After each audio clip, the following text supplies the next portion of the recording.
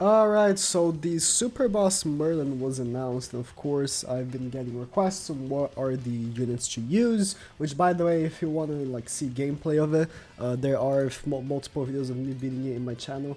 I'll be linking these two right here because I feel like these are best. This one I use this team right here, Gopher, Halbram, Arthur, and Elizabeth, which at the time was a pretty good team.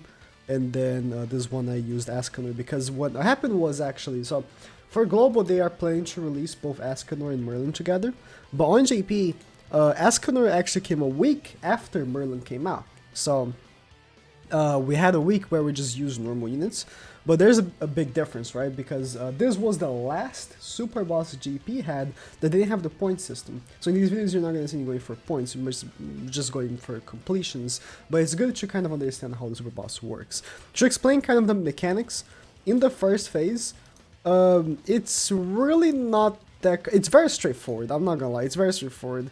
You just kill her. Like there's like they do a quite a decent amount of damage. As you can see, she can seal you, but she seals what debuff cards and attack lowers you, poison, like stuff like that. And this move right here, there are 3 of course Merlins, just like there were on King. There are 3 enemies in the beginning, and in the Gopher as well. Although King you couldn't really defeat the other 2. You can do whatever you want to them. I recommend going for Merlin in the first phase, but they attack you. They actually do quite a bit of damage, but you know, just like any other super boss would, just like Gopher. And then the second phase, there are also 3 enemies, sorry. But the big difference is that when you kill these 2 enemies, she gets debuffed on her HP, so you actually kind of have to kill them. So to keep that in mind, having heal units is very good. Now, moving on to the units I recommend. As you can see, you're already seeing my team that I was using right here. I was using Arthur, Gopher, and Ascanor. That is a really good... just so I remember which one was the 4th unit that I was using, because I don't... Oh, it doesn't show, right? Only shows the 3 units. Unlucky. I don't remember what was the 4th unit. But if I was to recommend a 4th unit, I would actually recommend Twigo or something for HP, right? But let's talk about it. Gopher, of course, is really good, but I don't know how good he'll be for points, you know? Points are interesting, because we don't exactly know what will be the big defining thing for points. Like, they usually make so the big defining point maker has something related with the unit that's made for it. Like Gopher, taking off his ultimate gauge gave you a lot of points. So, you know, Lilia, which was the unit made for it, or the Super Boss had the correlation of the unit that was released at the same time, right? She wasn't, like, strictly made for it. But the correlation was there, so she had to take off the ultimate gauge card, so using her would give you more points. But Merlin could be the same thing, because Ascanor is the unit made for it, and Ascanor has the same card as Lilia to take off ultimate gauge, so it could be a thing. It could also be a thing to do all damage because Amplify, but really, I think Ultimate Gauge is the big one.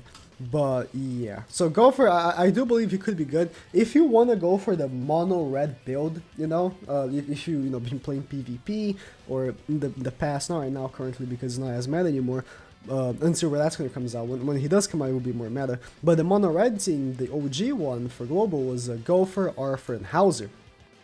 And that could be a really good team. As you saw from me playing, right, I was using Arthur. Arthur was really good for it. And honestly, with point system, applying buffs is actually a method for making points. I don't believe it should be the best, but it's points nonetheless. So Arthur putting up a level 3 or something could be very interesting. And because she can't debuff you, like I showed, right, in the gameplay here, she does debuff you. She not being able to debuff you, you will be able to use those debuff cards and stuff, and it won't be attack lords. That's really good. Oh, I almost forgot. I was going to say, in the second phase, that's actually very important, because in the second phase, she can freeze you.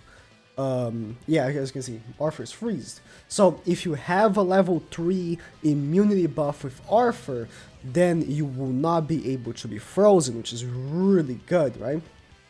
So having Gopher and Arthur could be a really good one, but again, for point's sake, I don't know how that will go. it's really hard to tell, right? So if you're not gonna be pulling for Askener, because here's the thing, right? Askener would definitely be a banner. On JP, if you wanna know how it was, they introduced him as a New Year's character alongside the New Year's exclusive banner units, but he wasn't, of course, a New Year's character. He was just in that banner, and he was also in the coin shop day one, discounted for 5 coins, and you could buy 2 copies for him. So he was in the coin shop and he was a banner at the same time. They dropped together, but with how coin shop banners were handled on global, I don't know how that will go. I don't know if he will be in the coin shop day one for like 7 coins or maybe even discounted, or if he will not be in the coin shop day one at all, and you have to wait for his banner to go away to then buy him.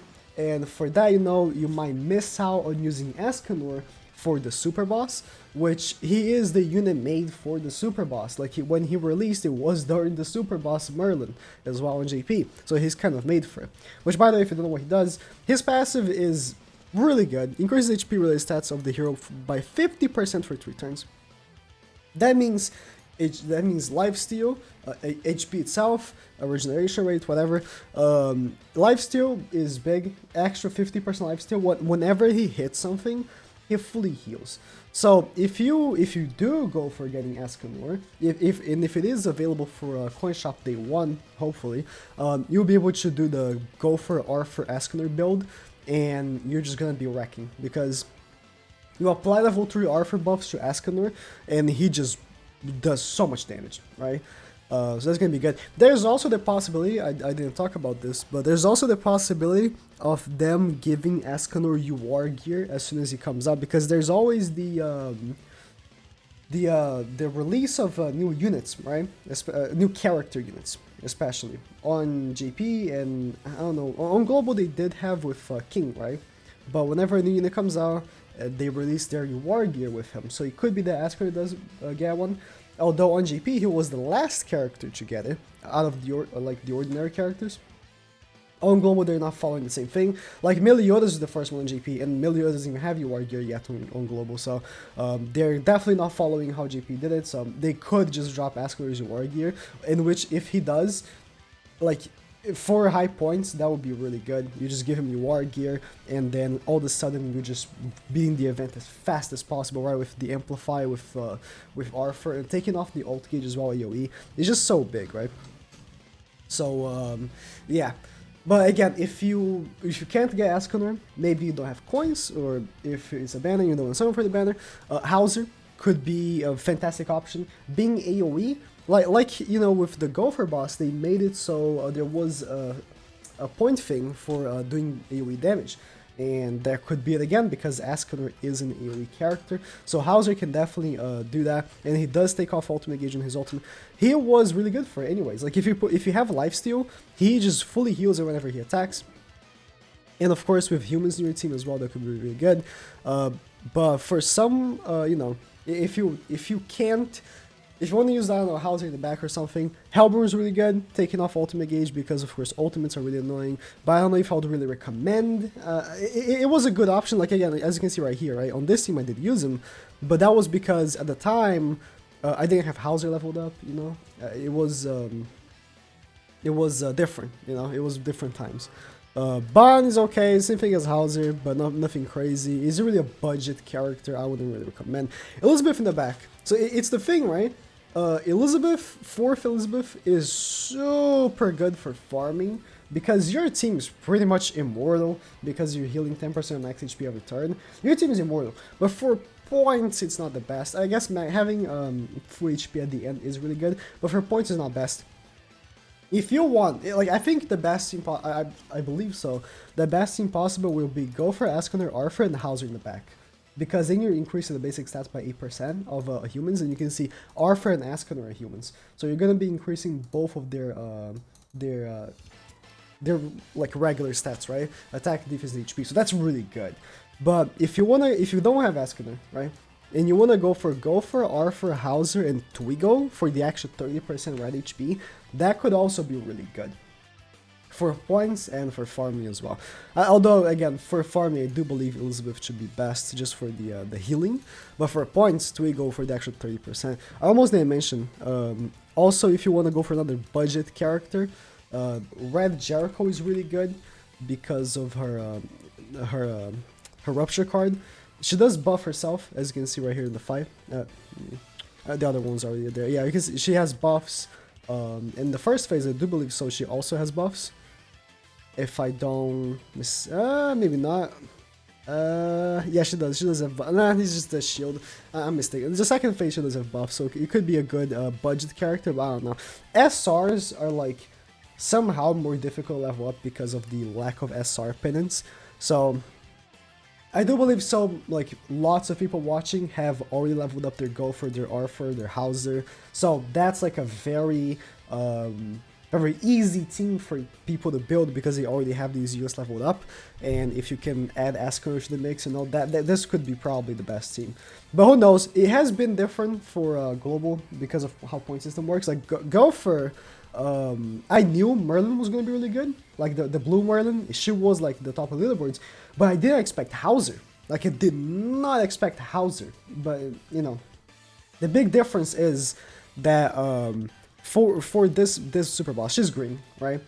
And there aren't any type neutral characters that I would consider to be as good. So like maybe green Escanor could be really good, but for points, you know, I don't know if really like looking at this list, you know, demons, you're not going to want to use them, so no counter melee, because she does do extra 3, at least she do on JP. She might not on Global. We don't have full details, but 300 extra damage, 200% extra damage to demons. So you probably want to not use the demons. So really, like red is such a stacked element in general compared to the other elements. Like blue has some good characters like Lilia, Blue Melee, don't get me wrong, but red just a more variety, I want to say. Especially with Red Ascona coming out as well, right? So red is stacked enough that I don't think any type neutral characters would be useful like Hauser was. So I do strongly believe that these 4 characters will be the main. And if not Ascanor, you can add Twigo to that mix right there, right? Go for Arthur, Hauser, and Twigo. This would probably be the best. So that's my recommendation. If you don't have Hauser leveled up, honestly, not even for this activity, level up your Hauser, please. He's really good. He's really good. Arthur, he's really good. If you do get Escanor, of course, it's not even a question. 80 him day 1, right? So these are my recommendations. Again, as someone that has played the activity, it is probably the easiest super boss in my opinion. Like I'm trying to think. No. The end was the easiest super boss, but yeah. It might be a different outlook because when Merlin came out, as you can see, right, I was only 151 KCC, right? So maybe it was still super easy, right? As you can see, like my stats are not that high, and I'm telling you that was really easy, right? And when Super Boss DN came out, well, that was really easy, but I have like 200 something thousand CC. So there's I guess a big discrepancy, but everyone agreed that was super easy, so I don't know. So I would say Merlin, in my opinion, is the easiest Super Boss, so don't stress too much about it. But I would recommend these 3 units right here for you to aid them. And when Escanor comes out, if you do pull for him, then you level him up. Alright, thank you guys for watching, and good luck.